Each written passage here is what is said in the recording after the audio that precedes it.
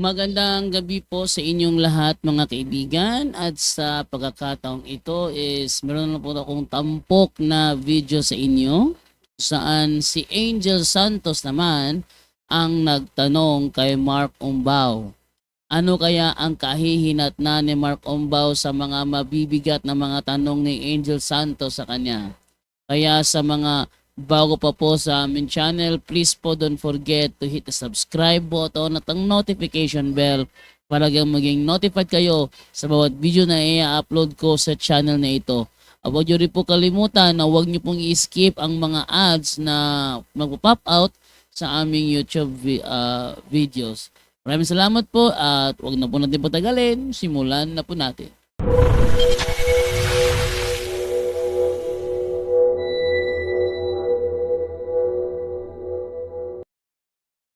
Hello. Okay na ba? Okay. Bro Mark, Sige po, tanong po. sige, premise lang muna tayo bago ano. Okay, ang mga kasi lumayo. Una, ano nga pala anong topic natin? Patutunayan daw niya na ang Catholic Church ang babaeng patutot sa Revelation. Hindi, Pero manggagaling. Bro Jado, sandali. Gusto ko manggagaling sa kanya kasi napunta siya kung saan-saan eh. Ano ba may topic Yun ng ano, bro? Hindi, bro Mark. Sagutin ko po. Patutunayan ko na ang simbahang Katoliko ang Mother of Harlot, sa papatunayan ko sa kanyang katuruan. Kasi doon talaga nalalaman ang totoong iglesia at totoong hindi at totoong propesiya sa Holy Scripture. Kaya Okay lang. nabanggit yung mga doktrina nila. Yung mga doktrina na yan, Hindi nabanggit. po ako Kasi nagtatanong sa doktrina. Stop na po. nakalapas pa nga ng katuruan yan. Stop na po. Wala. Sa Diyos. Hindi pa. Bro Jando, hindi makontrol. Kanina pa. yan ang nga sinasabi ko sa kanya eh. Kaya ko nga pinapagalitan niya. Baka may sakit. Laging nababiolate. Baka may sakit si kuya, hindi niya alam ang ibig sabihin ng ng isang question lang. Alam mo, Brother Umbaw, Baka may sakit na. tagal mo nang alam eh. 3 beses mo na dito eh. Ang doctrinal talakayan, kung ano yung tanong yun lang ang sagutin mo. Mahirap ba yung unawain? Okay, so malinaw po ang pinag-uusapan Revelation chapter 17 verse 1. Okay, wag po kayong lalayo doon kasi ang sinabi nyo kagad, bigla kang nag-jump sa Catholic na turo. Bakit napunta ka sa Catholic turo? No, layo. Okay, ganito po premise mo muna. Kasi ang mga pastor kasi nga magmula kay Kibuloy, lahat yan, INC, sinasabi mo mga born again, lahat yan, alam natin, wala silang proper theology, wala silang premise pa lang to wala silang proper theology, kaya yung wala silang proper interpretations of the Bible, no?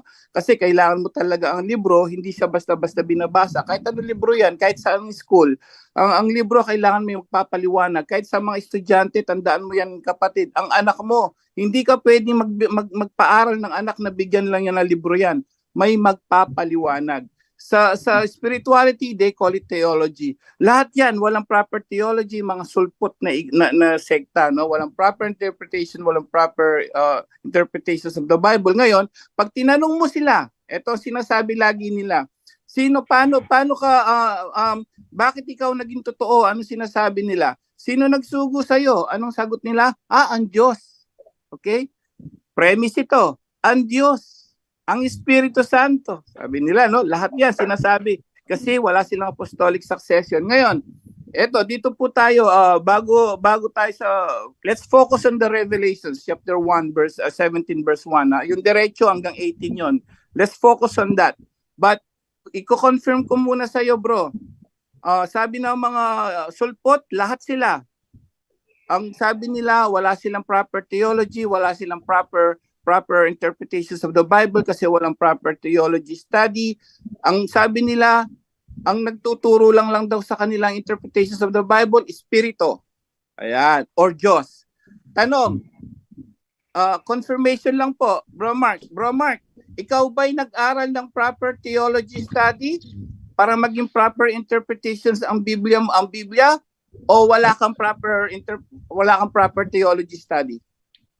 Okay. Bago ko sagutin yan, may ikukorek ko ng salita mo, kapatid, na lahat ng ibang protestante ay walang proper theology or walang ano. Isa lang ako sa mga hindi nagkaroon ng proper ano kasi nga mas naniniwala ako na mas proper na theology yung scripture alone tapos Holy Spirit. Pero balikan kita, mali yung paratang mo Brad na lahat ng protestante walang proper theology. Hindi naman lahat na nagkaroon ng proper theology, nagkasundo-sundo, miski yung mga scholar nyo, hindi nagkakasundo sa interpretasyon.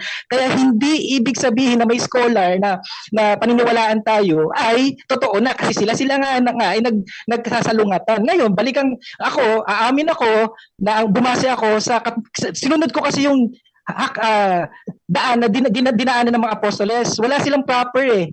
Kasama lang nila si Kristo. Sa akin ngayon, hanggang sabi nga, nangako ang Diyos, hanggang sa huli, hindi kami iiwan. Ang totoong iglesia, hindi iiwan ng aming founder. Kaya kasama ko si Yahushua habang nagbabasa ako ng Holy Scripture, kasama ko siya. Doon ako umasa, kaya nga sabi ng mga nakakita sa kanila, itong mga mangmang na to, walang pinag-aralan. Bakit ang gagaling nilang magpahayag ng salita ng Diyos? Ba't kasama ni Yahushua? Bibigyan yung talata niya, brother. Bro, Janto, wala ba limit ang sagot niyan? Walang minuto man lang, 1 minute? Alam naman niya 1 minute pero violator nga. Okay. Bro, may sinabi kang sa Violate ng iglesia. violate. Bro Mark, may sinabi kang Nakakahiya naman na bro, alisin, pero kanina pa yung violate. walang limit sa kanya, no? Parang hindi nga parang naging totoo yan, hindi marunong magano sa rules. Okay. Anyway, may binanggit kang iglesia. May iglesia ka bang inaaniban? Sabi mo, ang nasa iglesia nasa katotohanan. Sabi mo, may ano ka, bro Mark? May kaanib ka sa iglesia? Yes, meron. Anong iglesia po? One God believer born again. Yan mga Hindi, may nakalagay na iglesia doon sa pangalan, wala. Ay wala, hindi naman kailangan lagyan ng pangalan, Brad. Katuruan na naman ng Katoliko yan eh. Diba? Ang ibig sabihin, Brother Angel ba, yung specific na nakalagay sa karatula ng simbahan nyo, ano pangalan? Kasi, bro, yung mga sinasabi mo, salungat sa reality eh. Sabi mo, nakaanib ka sa iglesia, yung pangalan ng walang iglesia, sablay na naman. Brad, mali kasi sabi mo nakaanib ka. Pero walang Brad yung born again. Paunawa ko po sa inyo para matutunan nyo rin yung tamang pagdating dyan. Ang born again kasi 2 or 3 gathered in my name. Diba? Nasa gitna natin ang Diyos. Sabihin, nasa karatula. One God believer, lahat ng one God believer, kahit dalawa lang kami rito sa Marikina, 3 lang sa Guadalupe, ayan, ay iglesia. Sa inyo kasi, kailangan magbautismo hindi mga sanggo. Hindi yan ang tanong. Ito talaga, kanina ka pa eh. Hindi yan ang tanong. Ano ang nakalagay sa karatula ng simbahan ninyo? Halimbawa, sabi ni church eh. Halimbawa, sa Born Again sa Osamis. Sa Born Again sa Osamis, may nakalagay, Sanctuary of the Living God. Sa Banyadero, na Sanctuary. Ano pa? Doon naman, Firstborn Church. Ano pa? The Bethel Church. Mga ganyan ba? Shiloh Baptist Church. Ganon. Yun ibig sabihin niya, ano nakalagay sa karatula ng simbahan nyo? Brother, dyan daw, medyo pasensya na, bigla kasi tumawag yung girlfriend ko, medyo kailangan ko talagang umalis. Oy! Gusto mo, part ko na lang. Sa ibang araw, part ko na lang. Sasagutin mo, Sasagutin ko na yan. Name sa karatula nyo. Sasagutin ko yan. Yung tinayo ng tatay ko, Lord Jesus Christ Universal Ministry. Wala na yung father ko ngayon, iba na nag-take over, iba na ang pangalan ngayon. Ngayon, yung dating samahan namin, para lang, for the sake of registration lang yan. Pero hindi namin yan, kung maaaring hindi namin yan pangalangan, walang problema. Yun yung belief namin, sinusunod lang kami sa batas na... Ano yung nakalagay sa karatula? Lord Jesus Christ Universal Ministry. Yan yung pinapangasiwaan ng tatay ko. Lord Jesus Christ Universal Ministry. Bro, Mark Umbao. Tuloy ba tayo sa linggo, bro? Tuloy tayo, Trinity sige, ako magpapatunay Yes. Bro, Trinity sa Bro, last na lang, baka umalis na to, 5 minutes lang. Gusto kong i-rebat na, diretso tayo. Dito sa Sige. sinasabi niya Revelation, bro, ha? Brother Diretso Angel, tayo. Brother Angel, Brother Angel, Yung sabi topic. niya, Brother Angel lang, ang founder niya, tatay niya. Founder niya, tatay niya. Okay. At saka nakarehistro. Okay. So, walang mababasa sa Biblia na i-rehistro mo ang nabasa mo. Okay? Okay. So, siya, nakabasa, ni-rehistro. Mali na naman. Ngayon, ito, Revelation. Punta tayo sa Revelation mo. Pahayag chapter 1. Okay. Tingnan natin kung tama ang interpretation niya at tingnan natin kung hindi siya nagkakasala. Una, Mark, makinig ka bro ha, para maliwanagan ka. Una, tingnan natin Bro Jando, Pahayag chapter 22 verse 18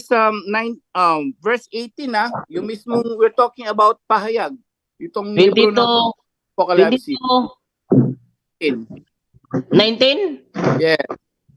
Okay, sabi sa 19. 18, sorry, 18 tayo. Akong si Juan ay nagbibigay ng babala sa sino mang makarinig sa mga propesya na nasa aklat na ito. Sa sino mang magdaragdag sa nilalaman ng aklat na ito ay idaragdag ng Diyos sa kanya mga salot na nakasulat dito. Ang sino mang mag-alis ng anuman sa mga salita ng aklat ng propesiyang ito ay aalisin ng Diyos ang karapatang makibahagi sa bunga ng punong kahoy na nabibigay buhay at sa banal na lungsod na binabanggit dito. Binawarningan kita bro ha, sabi ni Apostol John, huwag kang magdadagdag, kundi mapaparusahan ka. Okay, balik tayo sa topic. Pahayag chapter 1. Pakibasa nga po bro Jando. Tingnan natin kung tama ang sinasabing self-interpretation niya. Pahayag chapter 17 verse 1. Tingnan natin. Pagkatapos, ang isa sa 7 anghel na may dalang 7 mangkok ay lumapit sa akin at sinabi niya, halika, ipapakita ko sa iyo kung paano paparusahan ang reyna ng kahalayan na nakaupo sa ibabaw ng maraming tubig.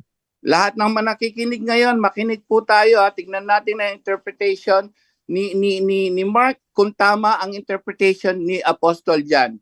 Mismo sa Biblia niya. Tingnan natin. Bro, may nakalagay dyan na nakaupo sa ibabaw ng maraming tubig. Sino yan? Bro Mark. Ano, tumakbo na. Sorry, anong tanong? Sorry. Hindi nakikinig bro. Kundi hindi nakikinig, sobrang sumagot. Ano nangyayari sa'yo bro? Be professional. Naputol lang. Sorry. Be professional. Narinig mo yun sa 22:18 na kung sino man magdagdag sa libro ng Apocalypse, mapaparusahan. Di ba? Impyerno ka. Huwag magdadagdag. Tama, di ba? Okay. Malito yun. Yun ang ginawa ng Catholic. Ay, dagdagdag ka na naman eh. Sandali lang, huwag magdadagdag. Bro, basahin uli. 17:1 ng pahayag. Yung sinasabi niya. Pagkatapos, ang isa sa 7 anghel na may dalang 7 mangkok ay lumapit sa akin at sinabi niya, halika, ipapakita ko sa iyo kung paano paparusahan ng reyna ng kahalayan na nakaupo sa ibabaw ng maraming tubig. Na nakaupo sa ibabaw ng maraming tubig. Anong interpretation mo dyan, bro? Ano yan? Wait nasa ba yung ano ko? Nagala na ako. Ayun. Interpretation mo bawal magdagdag bro. Ingat ka. Lahat ng nakikinig, makinig kayo. Babasagin natin yung sinasabi ng Catholic Church. Catholic Church yan kasi ano yan? Teka, wait lang kuya. Nalipat ko na kasi yung tungkol dyan sa yung 7 horns, beast, tsaka yung woman, kung ano nire-refer. Talking about 71 lang. Naalala ko yung sa C, ano yan language, population ng tao yan. Kaya tumagtugma talaga, pasok na pasok yan pagdating sa Catholic eh. No. Sino ba yan? Catholic o sino ba? At saan ang basihan mo? Bawal magdagdag. Ang maling pagkakaunawa niyo, Brad, ganito. No. Roman Catholic, walang nakasulat dyan. Mystery. Be professional. Bigyan ka ng karunungan para malaman mo kung sino yan. Sumagot na kung anong tanong. Yung beast, bro. Di ba? Yung 7 horns, yung professional. Tugman-tugma yan. Meron ka mababa. Pasok na pasok si Catholic dyan. Okay, kung mabasa ko, dyan mismo sa Revelation na yan, sa pahayag, na hindi ang Catholic Church ang sinasabi diyan sa ibabaw na nakaupo diyan. Inaamin mo, Brad, na wala kang alam. Mapapatunayan ko sa iyo sa Book of Revelation. Tama. May paliwanag sa dyan. Katoliko Catholic Kung Church, hindi- bro, ha? Huwag Kung na nabasa mo hindi katoliko, sige, tatanggapin ko, magiging katoliko na ako. Oo, Okay, kung nabasa bro. mo hindi katoliko, Narinig okay, sige niya, bro. Tama. sabi niya, pag daw may Patayin nga, nabasa basbasan yan, ako, Bro Angel. ha? Basbasan na yan. Basbasan mo na yan. Pag naibasa ko, yung nakaupo, yung sa tubig na yan, ha? Tingnan natin, na hindi Catholic Church yan. Narinig niyo Syudad yan, po syudad. mga kababayan. Magkakatoliko na siya. Okay, bro.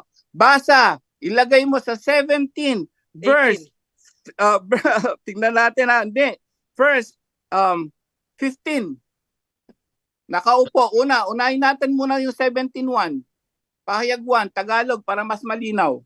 17 verse 1. Ito Pahayag. sabi, Hmm.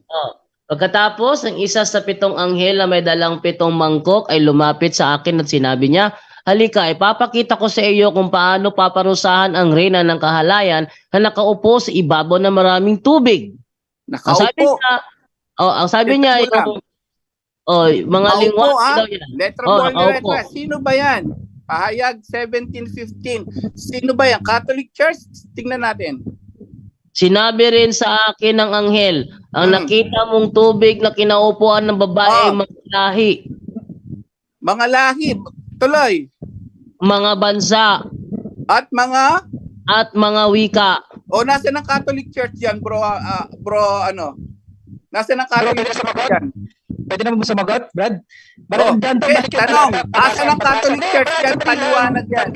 Sandali lang, Brad. Brad, nandiyo, pakiplis-flash uli yung talata para matuto to si kapatid. Brad, nandiyo, Bro, pahayag, pakilatag uli yung talata. Papakita ko lang yung talata kung ano nakasulat. paliwanag yan. Letter Yan, mo. Sandali lang. Ba't ayaw nyo ilatag yung talata? Brad, ba't ayaw nyo ilatag yung talata? Pakita nyo, ipost nyo dito. Papasahin ko, pakita sa inyo. Yan. Sabi sa talata, Brad, Brother Dando, sinabi rin sa akin ng anghel, nakita mong mong ang mga tubig. Ay, ba't yung tinatanggal, Brad? Sandali lang, para makita ng mga tao yung binabasa ko. Brad, para makita yung, mandaraya yung mga ginagawa nyo, Brad, ah. Tinatanggal ko daw. Ano tinatanggal ko daw? Brad, Wala akong tinatanggal. Brother Angel, wag ka munang magsalita, Brother Angel, para Sige, bro. pag nagsalita ka kasi, mawawala sa screen niya yung screen ko. Okay. Okay, pasensya. Sorry. Ang Pasensya, akala sorry. niya, dahil nawala yung screen ko sa screen niya, tinago daw. Sige na. Diretso na ako, Brad. Brad, diretso na ako. Nagkakamali rin, pasensya, hindi ako perfect ng tao. Ang nakita mong mga tubig, hindi yung nakaupo, ah. Hindi yung nakaupo ang tinutukoy dito, brother, matuto tayo mag-interpret ng scripture, ha? Hindi yung nakaupo. Yung tubig ang tinutukoy dito. Tama yung sinabi ko kanina, mga lahi, mga bansa at mga wika. Tama, bro. Ngayon, sino ba yung tamang-tama yan sa pool dyan, ang tinutukoy talaga, Roman Catholic. Sige, Kasi tanong sila ka. Mark Umbaw. Catholic daw. Wait lang, Brother Angel. Klaruhin ko lang ito. Mark Umbaw, sa born again ba walang mga lahi? Ay, ang born again, hindi yan Walang isang mga lahi sa samahan. born again. Hindi samahan na katulad nyo. Tatanungin kita. Sino nga? Merong Sumagot ka, Trinitaria. Oy. Diba? Sumagot ka ng diretso. Sa born again ba walang lahi, bansa at mga wika? Hindi, doon siya nakaupo. Yung bansang yun, yung Roma, ang tinutukoy dyan. Tanong. Roma, Sagutin mo yung tanong ko. Sagutin mo tanong ko, ang born again ba walang lahi, bansa at mga wika? meron, pero hindi nakaupo dun sa... Ayun. Abon. Angel. Catholic. Ayun. Bro Jando. Wait lang, Bro Jando. Bro Ambaw. Tanong ko lang ako, naguluhan tuloy ako. Ano ba yung pinapatunayan mong patotot? Yung tubig o yung babae? No, bro Yunri. Yung tubig, Ano yun pa lang yung tayo? bansa at wika at lahi. Tanungin Yun ko yung lang. tubig. Yung nakaupo, Alin? hindi yun Pero yung ano bansa. Sino yung sinasabi mo, Bro Ambaw? Sino yung sinabi mo na katolikong patotot? Yung tubig o yung babaeng nakatungtong? Bro, hindi yun. nakaupo sa tubig. Yung nakaupo Pahayag sa chapter tubig. 1 pa lang yan, bro. Ang sabi niya, Saglit lang, Angel. Saglit lang, Angel. Klaruin ko lang kasi parang naiba eh. Sino yung patutot na babae ang sinasabi mo? Yung tubig o yung babae? Yung babaeng nakaupo sa tubig, ang dinidescribe Okay. niya sa talata binigay niyo, tubig. Hindi yung Sige, nakaupo. sige ito. So yung Kaya babae. hindi naiintindihan ni kapatid. Brojando. Kaya hindi Sige. naiintindihan ni kapatid. Brojando, basahin mo yung 18 Brojando kung sino yung babae. bro, sandali lang. Saglit lang, Angel, saglit lang. Hindi, Sige. pupunta ako diyan, sandali. Sige.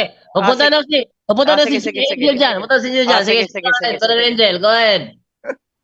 Ang pinatulayan lang natin, ang sabi niya, lahat ng nakikinig, tingnan nyo kung paano magdagdaga at puro sariling opinion. Sabi niya sa 17.1, ulitin natin bro, 17.1 ang payag. Nakaupo yan eh, malinaw eh, pinaliwanag nga ni St. John yan bandang huli. Bro, basa, payag 17.1.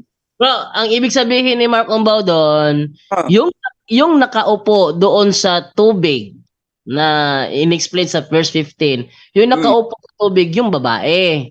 At yung babaeng mahalay na yon, yun ang Roman Catholic Church, hindi yung tubig. No, Hindi. ang point natin, nasa ng Catholic Church doon? Ay, yung nakaupong babaeng mahalay, No, may salitang Catholic Church. wala nga. Yun ang malaking problema niya. Yun ang malaking problema niya. So next question na lang, Brother Angel. So yan, mali. Ngayon, papatunayan na naman natin, sabi niya doon sa patutot, Babylonia. 17, basahin natin. 17, wala, basag. Chapter 17, verse 5. Yun ang sinasabi niya uli, patutot. Sige nga. Verse 5? Yes, bro.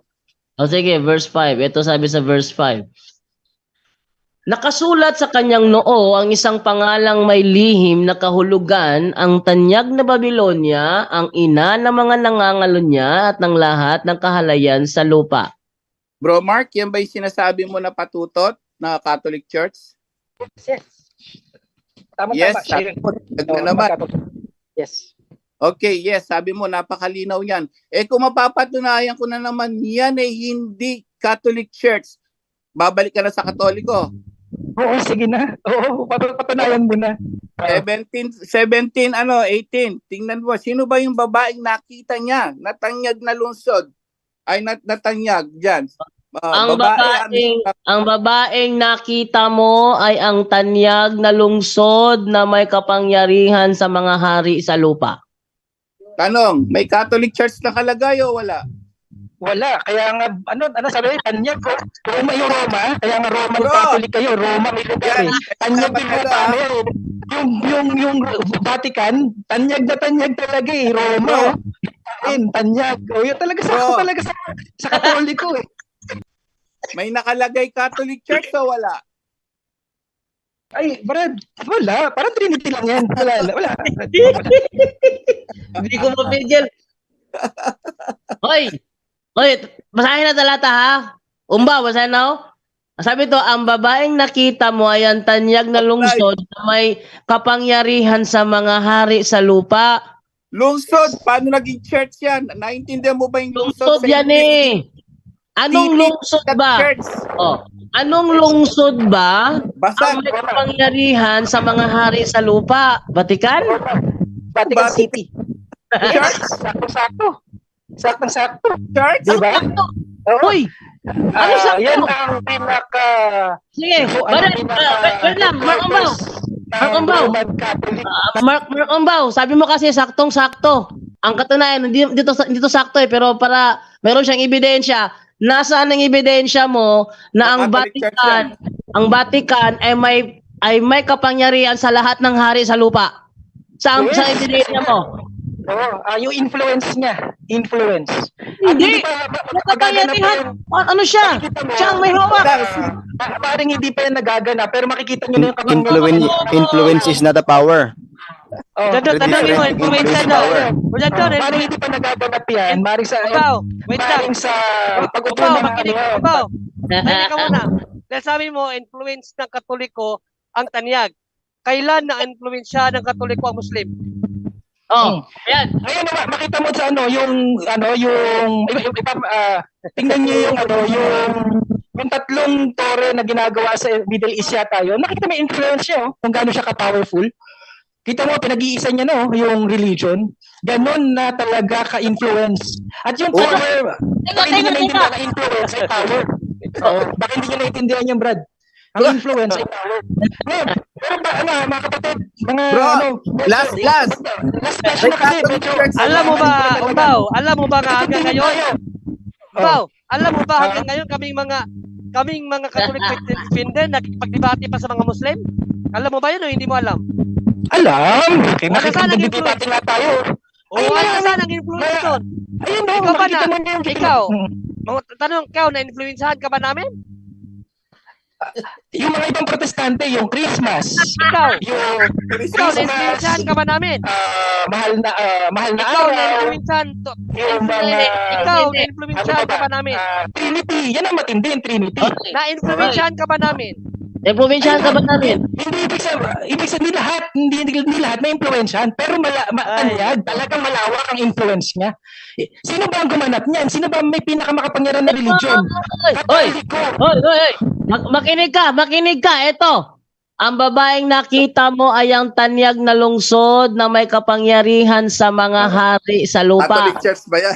Tanong ko sa iyo, anong lungsod ang may kapangyarihan sa mga hari sa lupa? Sabi mo, Roman Catholic Church. Tanong ni Brother Judy sa iyo, kayo ba? Na-influensyahan ba kayo namin? Yes or no? Hindi, kasi kami yung tunay na Sunod! Hoy, tumahimik ka muna! Dami mong daldal! Sunod na tanong. Ang sunod ko na tanong naman ngayon, yung mga Seventh-day Adventist ba, under ba sa impluensya namin? Yes or no? Well, Anjo, kung hindi nyo rin ako pagsasalitain, magpapaalam mo na ako kasi kailangan ko rin talaga sa Diyos. Continue. Tatakbo na. I-ready nyo na. Bakit sumasagot eh? To be continued. Gusto mo bukas, kahit may gagawin ako bukas, ilalaan ko yan para sa inyo. Gusto nyo bukas, tuloy natin yan. Hindi na sa ano na tayo, Bombaw. May kailangan ako Bombaw. Kasi Sa hindi nyo na rin ako linggo pinagsasalita. tayo. Kasi Brad, hindi nyo na rin ako pinagsasalita. Useless din ako magstay dito. Kukuha kayo ng konting salita ko, ipuputol nyo, babalik ko yun na. Ito yan, bro. Mali yun. Sige na, Brad, kailangan ko Ito yan, bro. talaga magkaaway kami. Magkakaproblema kami pagka... Ganito yan, bro. Bombaw, sa kasi- linggo sa linggo, Trinity tayo sa linggo. Yes, sa linggo. Gusto ko yan. Balik ka bukas. Babalik. Sige. Tanong daw, patanong.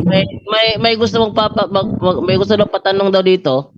Teka, wait lang. Wait lang, may magtatanong daw. Okay, go ahead, bro. Ito, tanong ko. Sabi dun sa verse 6, kung babae ay pupuhaw sa dugo ng mga martir. Lasing. Lasing. Ang tanong natin ay ito, sino ang nagpapatay kila San Pablo, kila San Pedro, ng mga martir ng Panginoon? Ayun. Ay, sagot. Katoliko ba? Romano, tapos naging Roman Catholic. Sa panahon natin, Roman Catholic na Inquisition ngayon. Yung sa panahon ng mga apostol, mga Romano. Roman Empire. Yes. Kaya nga, tingnan mo, may ma-associate mo, hawig yun, may succession eh. Yun, tama yung term, may succession. Ang magandang follow-up dyan, Brother, dahil Romano, Katoliko nagpapatay sa mga apostol. Saan nakalibing ang mga labi ng mga nakalibing ang mga labi ng mga apostol? Ayun, diyan magaling ang Katoliko mag-claim. Gumawa ng chismis ng kwento. Yun ang matigat doon. Yes. Puro kwentong gawa-gawa. Double gender, gawa-gawa, double gender. Pakita mo yung mga labi mo. Wait lang, Brother Junior, wait lang. May tatanong pa dito sa messenger. Ayaw ka pala. Sorry. Oo. Brother Mark, Sino sino ang papatay pasensya na po talaga. kanya? Ano yan, bro? Sino ang nagpapatay kay San Pedro as martir ng Panginoon? Sino daw? Nakalimutan ko bro, pasensya na ha. Pero nakwento nyo na yan, ang galing na narinig ko na sa inyo lahat yan. Pero nalimutan ko lang, pasensya na, mahina memory ko talaga eh. Pero ang sigurado ko lang, yung Inquisition, yung mga Protestante, yung mga Roman Catholic. Bro, si Emperor Nero ba ay Katoliko? Yes or no? Roman Empire yata yan, kung magkamali. Pasensya na, hindi ko maalala yung details. Sabihin, kung yung tanyag na lungsod ay Roman Empire at ang nagpapatay kay San Pedro ay si Nero, so hindi Roman Catholic ang tinutukoy dyan na babae. Yung harlot, Brad, baka hindi niyo naunawaan wala na yung Roman Empire. Baka hindi mo maintindihan, Brad, yun. Ano yan? Katuparan, shadow yan. Sa future yan. Sa panahon natin yan, Brad. Kaya hindi Bro, hindi dagdag yan. Walang nakalagay na Catholic Church. Ikaw lang nagsasabi. yung pagsalita yun. Bro, Hindi ba, naman- marunong ka ba sa Mamaya na lang next time na lang yan. Kasi hindi ka rin makapagsalita. marunong ka ba sa deduction, bro, Ombaw? Nanliligaw yan, bro. Nanliligaw. Hindi niya naintindihan yun. Hula yung prophecy na yan. Hula yan, no? Marunong ka ba sa deduction, bro? Kasi ang tanong sa iyo nung kapatid ka kanina, deduction yun eh. Marunong ka ba sa deduction o hindi? Marunong. Naintindihan ko yung sinasabi nyo. Ang sinasabi ko, Brad, yung future, yung harlot, sa huling panahon niya, sa panahon natin yan lalabas. Lumabas na nga yan nung panahon ng pagkatapos ng mga apostol, lumabas na nga rin sila. Pero, continuous yan hanggang sa panahon natin yan. Kaya Kung marunong ka, bro. Sabi mo, kwento yun. Kung nagkikwento ka lang, sabi mo. Bro Angel, saglit lang. Kung marunong ka, bro, Ombaw, kung marunong ka sa deduction, paano nangyari yung Roman Empire, naging Roman Catholic sa'yo? Paano nangyari yun kung marunong ka sa deduction? Ganito yan, Brad. Parang Babylon. Yung Babylon may doktrina. Ngayon, naipasa kay Roman Church. Yung pagpatay ng mga apostol nung una, nagpapatuloy yan sa mga protestante, sa mga Puro susunod na- kwento, bro. Hindi nga yan. Hindi naman yan. Mahabang usapin yan, Brad. Kaya nga, sige na, maano kayo, wag niyo ako pagsalitain para hindi ko maunawaan ng mga nakikinig. Hindi kasi yan ang tanong, bro, Ombaw. Kasi kung marunong ka sa deduction, yung tanong ng kapatid sa kanina, deduction argument yon. No, kaya hindi pwedeng si Katolik ang nagpapatay sa mga apostol kasi si Nero, hindi siya Katolik. Yes. Puro Ang kwento. nakasimple logic pa. May Anticristo ng Old Wala kang may Testament. papakitang libro na si Nero ay Roman Catholic. No, sige, tanong mo ulit, bro. Oo. Sige bro, follow up bro, follow up. Go ahead, follow up. Oo, kasi nga yun nga ang tinatanong natin, yung babae diyan ay uhaw o lasing sa dugo ng mga martir. Yes. Yun ikinakapit na nga natin sa mga apostol. Kaya tinatanong natin, sino ang nagpapatay halimbawa kay San Pedro? Sasagutin ko na malinaw. Sana bukas ang isip natin Roman Empire ang pumatay. Baka hindi ko na ako sigurado. Pero Roman Empire ang pumatay. Hindi Roman Catholic malinaw na Kung gusto niyo marinig, sasabihin ko na. Hindi Roman Catholic ang pumatay sa mga apostoles. Okay? Ipagpalagay natin. Tinutukoy yan. Yay! Sa Revelation, parang hindi maka-Diyos itong mga nangungutiya, yung Revelation, patungkol to sa second coming, bago mag-second coming. Hindi naman tungkol to sa apostol Pero may shadow yan Kumbaga, yung real McCoy, mangyayari sa second coming. Ito, pinapakita na may mga prototype na sa Old Testament na makikita mo, posible ito rin ang mangyayari sa panahon natin na pag pinagpapatay yung mga apostol, may papatay din sa mga protestante sa panahon natin. Yun yung mga Roman Catholic. At di ba yan, palayan sa history. Puro opinion. Naku po. Ibig mo bang sabihin ibig mo bang sabihin ang Panginoon Jesucristo nagtayo ng protestante? Ay, yes, sa mga, yes. Pasagutin niyo ako, ba't tayo magsagutin? Diba? Tatawa kayo, pero hindi ko pa naiintindihan sagot ko. Protestante, sila Jesus, ang mga apostol sa mga Pariseo. Kayo Katoliko ngayon. Yung Protestante nyo, yung Katoliko dati, mga Pariseo. Anong kinalaman sa Hudiyo sa mga Kristiyano? Sige na, kung di nyo na pagsasalitain, sige na po, babay na po talaga. Pasensya na, sasagutin ko kayo, pero ayun yung pahingay sagot ko, di ba? Ang Pariseo ng Old Testament, ang mga pari ng Old Testament, mga Pariseo sa Saduseo. Ngayon, sa panahon natin, Roman Catholic. Protestante ang mga apostol at si Yahushua ay protestante ng panahon na yon. Kaya ngayon, protestante rin ang nasa totoong iglesia. O sige na po, magpapaalam talaga. Sorry pasensya na po talaga. To be continued na lang po. I-schedule din natin yan. Salamat sa oras. Salamat po talaga. Sobrang na-appreciate ko yung oras na ibibigay niyo sa akin. God bless po sa inyo. God bless. Salamat sa kwento, bro. Puro kwento. Kwento barbero. Ayun, umalis na siya. Ngayon ko lang narinig. Brother, ngayon ko lang narinig na protestante pala ating Panginoong Jesucristo. Natuwa ako. Dapat, Ang dapat galing, hiningian nyo ng libro eh. ang galing nung nagtanong. Ang ganda nung tanong niya kasi deduction yun eh. Oh, deduction 'yon. Kadali lang nun. Kung marunong ka sa deduction, maunawaan mo yun. Oh, yeah, yun si Umbaw. Ang dami niyang ano, ayan, sige, no, magprotestante pa kayo. Ano? Sige. Mga Katoliko, magprotestante pa kayo? Narinig niyo 'yon? Kahit Dami. ano-ano lang yung sagot eh. Oo, ano-ano mga pinagsasabi. Oh, ngayon, thank you dun sa nagtanong ko. Sino yun? Si Buddy Rodel? Buddy Rodel yun? O Buddy Junre? May Junre kasi may Rodel dito eh. Sabi ng Ray Canyon. Ha? Oh, ako din yung nagtanong sa kanya nakaraan dun sa debate natin sa kanya tungkol sa rebulto, yung sa ano, yung ako din yun nandun. Buddy Rodel? Rodel? Oo. Yun, Buddy Rodel pala yung nahirapan si ano doon, si Umbaw doon. Dami niyang kwento. Sabi niya, pinipigilan daw natin siya. Siyempre, pipigilan natin dahil hindi na yun sagot sa tanong eh. Very simple. Ang layo ng mga tanong, mga sagot niya. Tanong ko kanina, sangayon ka ba na ang Diyos nag-utos na ang susutin ng mga pare, mahaba tapos kulay ube at pulas. Ang sagot niya, ganito kasi yung mga pinagpapatay. Hindi naman yung tanong. Ang layo.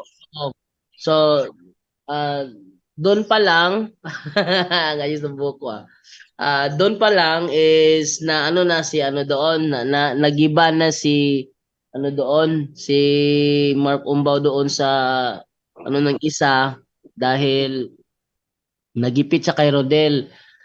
Si Emperador Nero ba ay Roman Catholic? Walang ebidensya. Kanina ko pa siya tinahanapan, wala talaga ebidensya. Mamaya, kung sakali na muli na naman siyang maghamon ng another topic sa ika-4 na pagkakataon, tinitiyak ko sa inyo na hindi pa niya titindigan ng kanyang paksa. Dahil Kami sa linggo kami gusto ko mawanon yung tao na yun eh.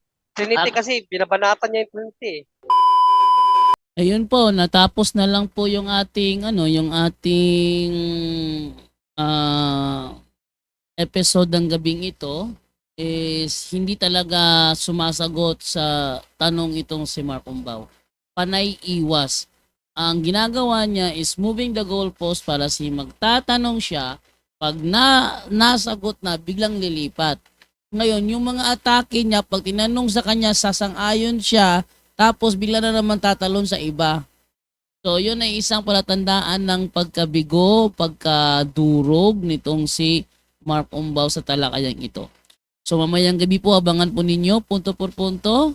Nawa po is i-share nyo po ito sa ating mga taga-panood ng ating programa, lalong-lalo na dyan sa ibang bansa. Maraming salamat po. Ito po si Jando Alabon na nasasabi po sa inyo. Ikis po tayo mamayang gabi sa punto por punto. Bye-bye.